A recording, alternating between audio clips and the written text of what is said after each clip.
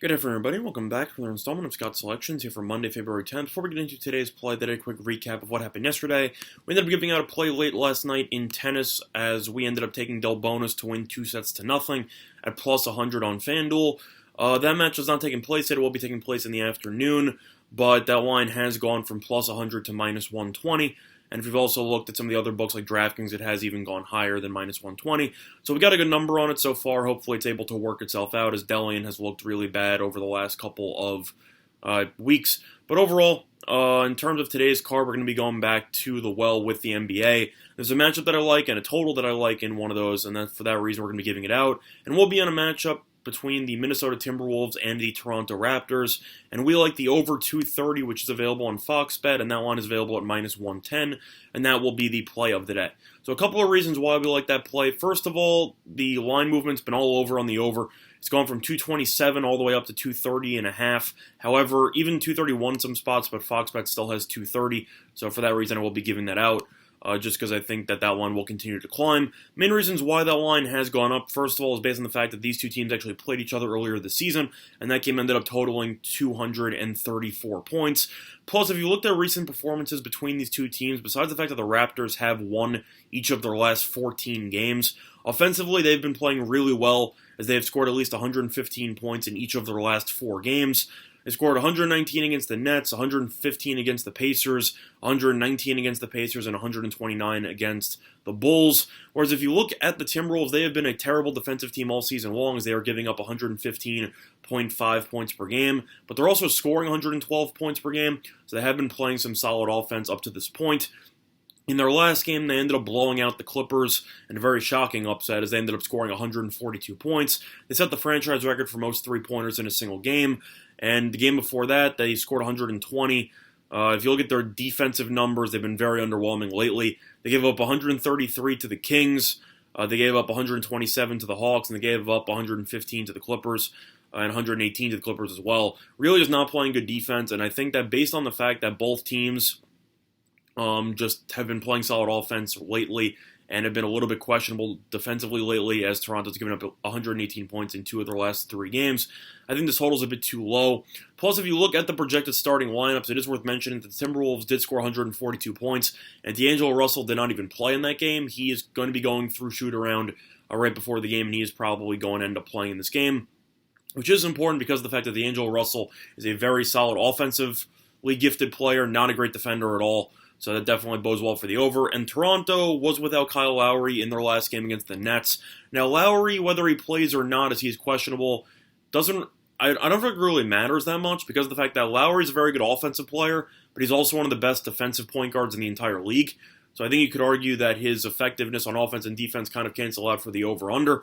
Whereas if he does not play like he didn't against the Nets, they'll move Van Vliet into the point guard spot and most likely move Davis into the starting lineup once again as he scored 20 points in the last game. Minnesota, on the other hand, they ended up trading away Covington at the trade deadline, and they were able to acquire Malik Beasley, and he played really well in his first game with the franchise, and they also had the emergence of McLaughlin, who ended up making a big performance against the Clippers, as he was fantastic, former USC point guard. If you actually look at his numbers, he had a team-high 24 points as he shot 11 of 15 from the floor, and he also had 11 assists, so he's a very offensively gifted point guard as it's so far in his young career, and I think that he will be able to put together a nice performance in this game as well. Beasley, as I mentioned before, went 7 of 13 from 3. Timberwolves, they shot the lights out. They shot 26 of 44 from 3. I expect to see the Timberwolves continue to shoot from the outside. Are they going to make as many as they did in their last game? Of course not. But at the end of the day, in today's NBA, with both teams chucking up a ton of threes, Minnesota's looks like they've gone to a more three-point heavy approach, and they're going to most likely be chucking threes all day, every day from this point forward, as they will look to simply outscore other teams because their defense is that anemic.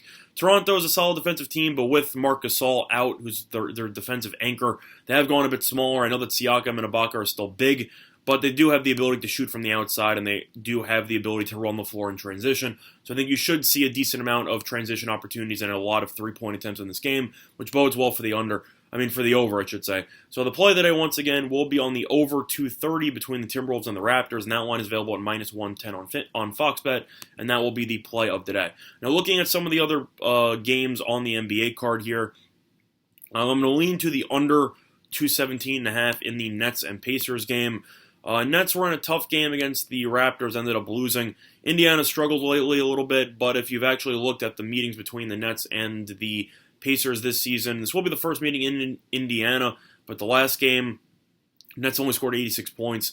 I think the Pacers should clamp down defensively. The Nets offensively have definitely looked decent at times, but as a whole, I just think Indiana is just going to clamp down. I think this game will be a bit more low-scoring than people think. Line's gone from 220 to 217.5. I'm going to back the line movement there, lean to the under. Other than that, I find the Hawks game pretty interesting against Orlando. Atlanta had to play yesterday, so they're playing the second end of a back-to-back, and the game they played yesterday did go to double overtime. So fatigue should be a factor, but Atlanta's actually fared well against Orlando so far this season, so I think this line might be a bit too high. I mean, right now the line is at 8.5 just based on spot alone, but at the Hawks so far this season, they're 15-39 overall, so they're terrible. They're 2-0 against Orlando, so they've actually played well against the Magic. I'm going to lean to the Hawks here. I think the Hawks' first half plus the points is a pretty solid lean there. You have to worry about fatigue, but based on these teams have matched up, I think there is some value on Atlanta, as I don't trust Orlando laying roughly 8 or 8.5. So I'll lean to the underdog on that one. Other than that, the Miami one's an interesting game. They played yesterday, and Jimmy Butler's questionable. Golden State isn't good at all, but the line has dropped from roughly -6 to -5. I'm going to lean to Miami. I would definitely play it if Butler is going to play, because he did not play yesterday, but that remains to be seen. So I'm not really sure if he will play or not, so I'm going to personally pass on that one. Other than that, that's pretty much it for my thoughts on the NBA card today. Utah's an interesting one against Dallas, as Dallas went from -1 to +1, but Utah is playing the second half of a back-to-back after that thrilling buzzer-beater 3 by Bojan Bogdanovic.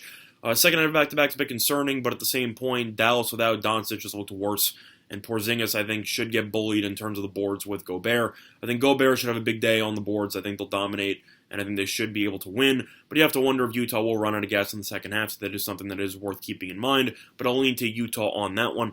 Other than that, looking at the college basketball card, a couple of ranked teams, not many. You have Duke versus Florida State, very solid game in the 7 versus 8 matchup. I'm going to lean to Florida State plus the points there. I think 8's a bit too high. Duke barely beat North Carolina on the road over the weekend. It was a miracle they won anyway. But, I mean, I tweeted about it. I kind of saw the writing on the wall when North Carolina just kept missing free throws. Every team that has been, I'd say in the top 10 for the majority of the year, has pretty much fallen apart at some point.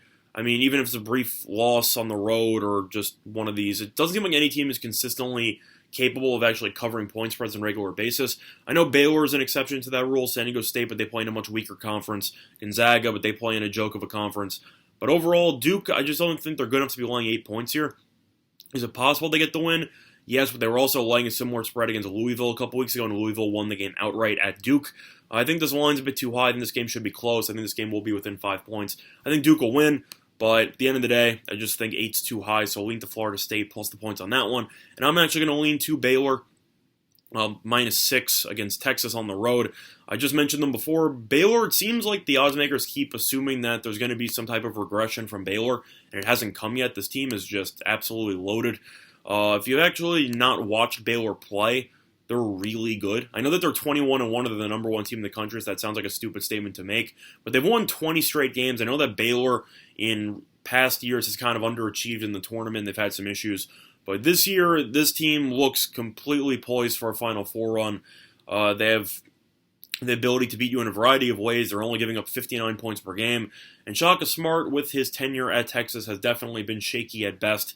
And they have not played great basketball lately, as they have lost each of their last 2 games. I think Baylor should be able to take care of business. Vital is definitely the most underrated player on that team, as he's kind of a Draymond Green role, undersized, potential 5, can guard everybody, and he's also a very solid rebounder. I think he will be a matchup problem for Texas to deal with, and I think Baylor should win that game by at least 8. So lean to Baylor on that one. But the play that I once again will be on the over 230 between the Raptors and the Timberwolves, and that line is available at -110 on Fox Bet. That's going to be the installment of Scott's Selections here for Monday, February 10th. A good luck to all of you and your respective bets today. Bye, everyone.